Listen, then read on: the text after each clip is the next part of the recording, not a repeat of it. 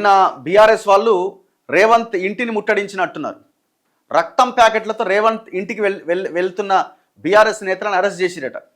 మా రక్తం తీసుకో, రైతులను ఆదుకో, ఎల్లంపల్లి వట్టిపోతే హైదరాబాద్కు తాగునీరెట్లా, భేషజాలు వదిలి నీటిని ఎత్తిపోయండి. ముఖ్యమంత్రిని ఉద్దేశించి కేటీఆర్ వ్యాఖ్యలు. రక్తం ఇచ్చి ఎమ్మెల్యే ప్రశాంత్ రెడ్డి నిరసన.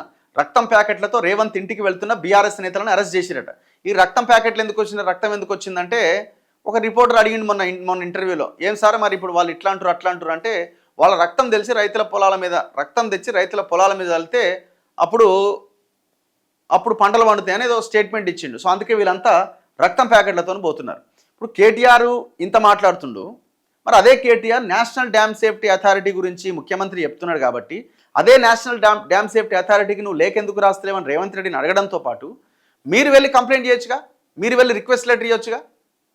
మీరు ఒక ప్రతిపక్ష పార్టీగా నేషనల్ డ్యామ్ సేఫ్టీ అథారిటీ అధికారుల దగ్గరికి పోయి మా రాష్ట్రంలో ఇట్లా రైతులు ఆగమవుతున్నారు, మేడిగడ్డ కుంగింది మా వల్లనే, సరే ఏదో పొరపాటు జరిగిందో ఏదో జరిగింది, మరి ఆ మేడిగడ్డ దగ్గర నీళ్లు అన్నారం నుంచి సుందిల నుంచి ఎల్లంపల్లిలో నీళ్ళు ఎత్తిపోస్తే రైతులకు ప్రయోజనం జరుగుతుంది, మీరు ఏమన్నా అవకాశం ఉంటే చూడండి అని అదే నేషనల్ డ్యామ్ సేఫ్టీ అథారిటీని ఎందుకు అడగలేకపోతున్నారు? మీరు ఈడ ఎందుకు డ్రామాలు చేస్తున్నారు మీరంతా? అసలు ఈ పాపంలో 90% పాపం మీదే. ఎందుకు? మీరు ఆ మేడిగడ్డను చక్కగా గట్టి ఉన్నా కుంగిపోకపోయినా ఇవాళ ఈ పరిస్థితి ఉండేది కాదు. నెంబర్ 1, అసలు వేల కోట్ల రూపాయలు పెట్టి ఆ మేడిగడ్డ కట్టే బదులు అదే తుమ్మిడిహెట్టి నుంచి నీళ్లు తీసుకొచ్చే కార్యక్రమాన్ని చేపట్టి ఉంటే ఇవాళ గ్రావిటీ ద్వారా నీళ్ళు వచ్చి ఎల్లంపల్లిలో పడేవి. ఎవరిది మోసం? సరే ఇప్పుడు జరిగిందేదో ప్రజలేమంటున్నా, సరే జరిగిందేదో జరిగిపోయింది, ఇప్పుడు తక్షణం ఏం చేయాలి? అక్కడి నుంచి ఒక 7 టీఎంసీల నీళ్లు పోతున్నాయి, ఆ నీళ్ళని పంపింగ్ చేయడానికి అవకాశం ఏమైనా ఉందా? ముఖ్యమంత్రి ఏమంటుండు, ఎన్డీఎస్సీ ఒక రిపోర్ట్ ఇచ్చింది, ఆ రిపోర్ట్ ప్రకారం నీళ్ళు ఎత్తడానికి అవకాశం లేదు, బ్యారేజీలు మూస్తే కొట్టుకుపోతాయి అని ముఖ్యమంత్రి అంటుండు.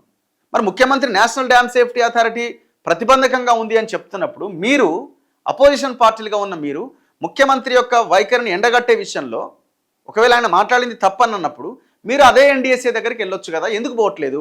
ఇక్కడ ఎందుకు రాజకీయం చేస్తున్నారు? ఈ రక్తం ప్యాకెట్లతో మీరు రేవంత్ రెడ్డి ఇంటిని ముట్టడిస్తే నీళ్లు రావు రైతులకి, రేవంత్ రెడ్డి ప్రెస్ మీట్లు పెడితే నీళ్లు రావు రైతులకి, బీజేపీ వాళ్ళు ప్రెస్ మీట్లు పెడితే రైతులకు నీళ్లు రావు. మీరందరూ కలిసి ఎన్డీఎస్సీ దగ్గరికి వెళ్ళి ఆ ఎన్డీఎస్సీని ఒప్పించే ప్రయత్నము, అవసరమైతే వాళ్ళని ఒక 2 రోజులు వచ్చి రివ్యూ చేసి మాకు ఒక రిపోర్ట్ ఇవ్వండి అనే ప్రయత్నం ఎందుకు చేయట్లేదు? మీరు చెయ్యం, ఎందుకంటే మాకు రాజకీయమే కావాలా.